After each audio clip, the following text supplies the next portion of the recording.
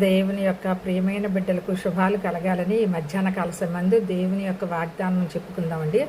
దేవుని నామానికి వేవేల స్థుతులు స్తోత్రాలు మీకు అందరికీ నా హృదయపూర్వక వందనాలు చెల్లించుకుంటున్నాను. ఈరోజు దేవుని యొక్క వాగ్దానం ఏంటంటే అండి, యెషయా గ్రంథము 26వ అధ్యాయం 3వ వచనం. ఎవని మనస్సు నీ మీద ఆనుకొనునో వానిని నీవు కాపాడుదువు. ఎవని మనస్సు ఆయన మీద అంటే ఎవరి మీద యెహోవా దేవుడి మీద ఆనుకుంటుందో వారిని ఆయన కాపాడును. యెహోవా దేవుడు కాపాడతారండి. నిజంగా మన జీవితాల్లో మనకి కాపాడుట అనేది చాలా ఇంపార్టెంట్ అయినటువంటి విషయం. దేవుని చేత కాపాడబడకపోతే మనం ఎవ్వరం కూడా జీవించి ఉండలేం. మనం జీవించాలి అంటే దేవుని యొక్క కాపుదల కావాలి, ఆయన యొక్క దయ కావాలి, ఆయన యొక్క జాలి కావాలి, ఆయన యొక్క కనికరం కావాలి.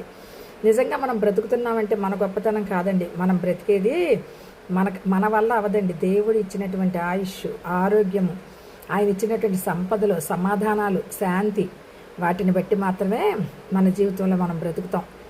మనం బ్రతుకుతున్నామని గొప్పగా మనం చెప్పుకోవటానికి లేదు. మనం అంటండి ఆయన మీద మన మనస్సు ఎవరి మీద అంటే యెహోవా తండ్రి మీద ఆనుకుంటుందో వారిని ఆయన తప్పకుండా కాపాడతారు. నా జీవితం గురించి చెప్పాలంటే నేను 2011లో నాకు వచ్చిన అనారోగ్యాన్ని బట్టి నేను ఆ రోజునే డిసెంబర్ మాసంలో నాకు మేజర్ సర్జరీ జరిగింది. నేను అది ఒక సాక్ష్యంగా మరలా చెప్తాను. ఆ సర్జరీ టైంలో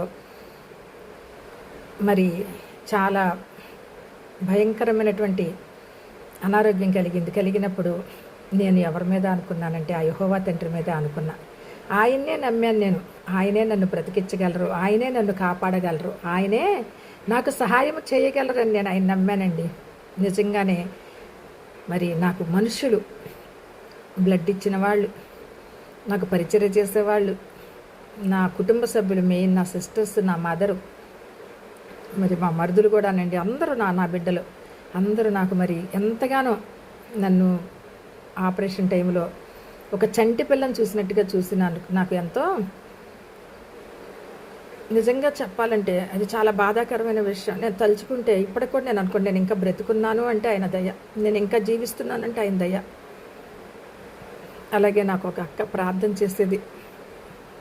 అటువంటివి నేను ఎప్పుడు మర్చిపోనండి. ఒకరు చేసిన మేలండి. ఎవరన్నా బాధ పెట్టినా కూడా నాకు అలా గుర్తుంటుంది, కానీ ఎక్కువ మర్చిపోతా బాధ పెట్టిన వారిని. ఎందుకంటే జ్ఞాపకం చేసుకుంటే మన మనసుకు బాధని. కానీ నాకు సహాయం చేసిన వాళ్ళు మాత్రం నేను ఎప్పుడు కూడా మర్చిపోనండి. నా జీవితంలో వాళ్ళని నేను ఎప్పటికీ నేను జ్ఞాపకం చేసుకునే ఉంటా. అది మనం ఉండాలి, నీతిమంతుని జ్ఞాపకం చేసుకోవాలి, మంచి వాళ్ళని మనం జ్ఞాపకం చేసుకోవాలి. మరి దేవుడి వాగ్దానాన్ని దీవించి ఆశీర్వదించును గాక మన జీవితాల్లో. ఆమేన్.